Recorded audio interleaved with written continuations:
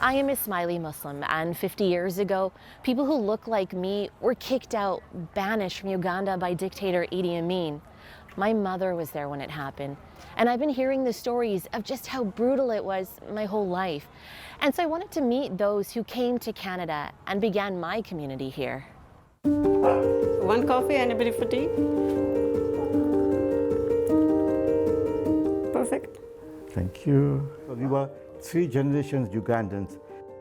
My mother was born there and I was born there. So I was an automatic Ugandan citizen. Shuffled among a lifetime of photos and mementos, one stands out. This was a liberation dinner. Salim Ahmed shaking hands with Idi Amin, then known as the liberator of Uganda. For me, I've grown up hearing the stories of Idi Amin, and I can't imagine what it's like to now look back at this. When I look at it, my blood boils because, all the memories about the lives that were lost there, people who lost their lives because of what things that he did, and for why.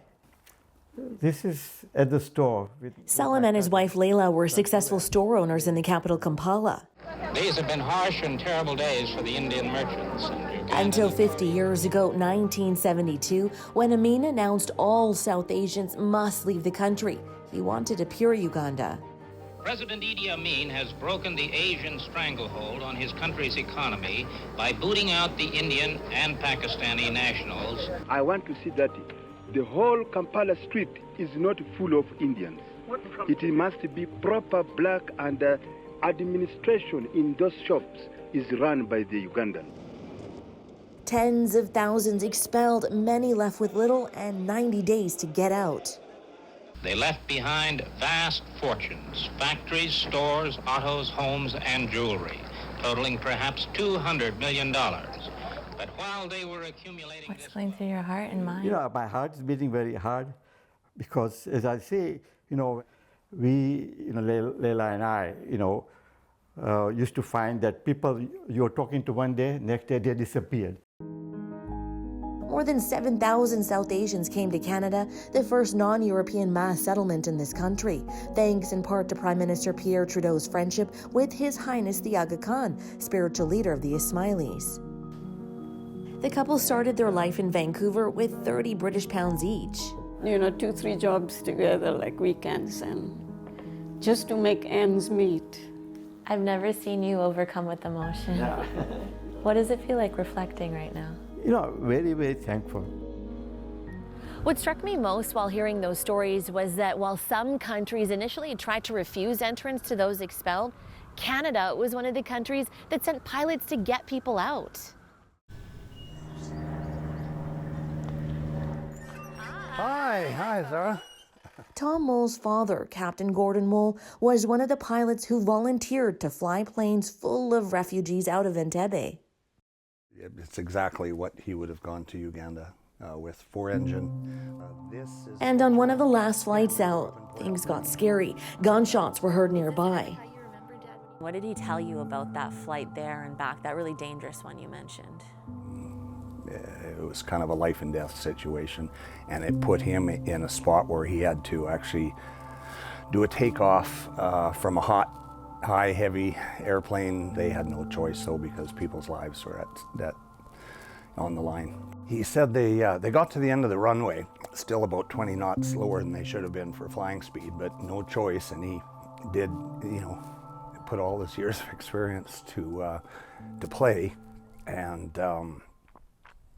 rotated, and the airplane didn't take off so much as the runway finished, and they just kept going. Tom's father received a citation of bravery from Prime Minister Stephen Harper in 2013 for his role in the evacuation before passing away 3 years ago. Story, it's a bit emotional for me. It just worked out. Once those planes safely landed in Canada, new lives could begin. I had convinced myself that I would never make it out of Uganda alive, and my father had to wrench me away and force me into the car. Nazlan Ramthullah was 17 when the evacuation order was made. 40 years later, she wrote about it in this book. How do you heal from there? I don't think you ever heal. I think like anything else, you learn to cope with it, and some memories will fade and others will stay. It was therapeutic, catharsis, cathartic, I don't know what you might say, but I've written about it and it's over. Like, let me put that away. There's me. Nazanin went back to reclaim some of her family's assets in the 90s, her old homeland scarred by years of civil war. You just had to look around you and the country is decimated. And you look at it and you think, is this what one madman, Idi Amin, did? The country had sunk, I think, what they say, 60 years behind times. That chapter now closed. She reflects on her life in Canada. So I'm very, very thankful, very lucky, and I would just hope that in some way I can pay this forward in some manner to other people, other immigrants who are coming into this country. Thank you for coming. Salim, Layla, and their friends prospered here, built their community, but they remember the struggle. At the beginning, it was quite difficult. Buy a car, and then the next step is to buy a house. How does that feel knowing we're opening our doors? The current refugees have a much tougher time than what we went through. We didn't go through a war to get here, you know. And there are more and more refugees anyways, because how are we going to accommodate? Every day in our morning and evening prayers, we say special prayers for all the refugees and migrant workers, because when you see that, it is very, very painful. We are very fortunate that we got the opportunity. What can be done? Right? Listening to these stories gave me a new appreciation of turning tragedy into opportunity and doing it all with grace. That builds community. Zara Premji, CBC News, Vancouver.